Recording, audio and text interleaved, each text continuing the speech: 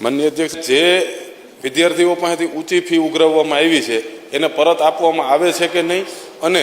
કોઈ શાળા વિરુદ્ધ 3 વખતથી વધારે વખત જ્યારે આવી ઊંચી ફીની ફરિયાદ મળે તો એની ઉપર શું કાર્યવાહી કરવામાં આવે છે? માન્ય મંત્રી. માનનીય અધ્યક્ષશ્રી, માનનીય સભ્યશ્રીની જે ચિંતા છે, પરંતુ ગુજરાત સરકાર અને ખાસ કરીને શિક્ષણ વિભાગ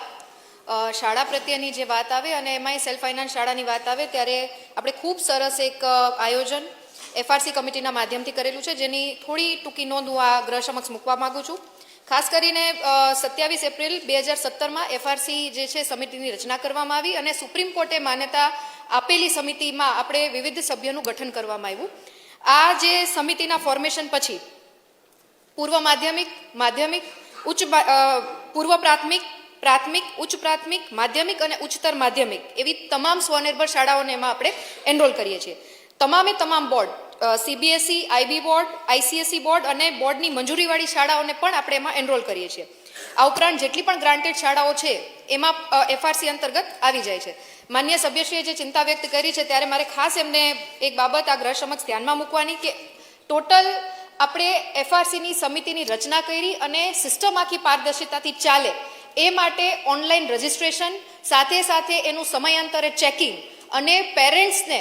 ઓનલાઈન બોર્ડ ઉપરથી ફી કેટલી હશે જે તે શાળાની એની સંપૂર્ણ વિગત frcgujarat.com માધ્યમથી એમને જાણવા મળે છે.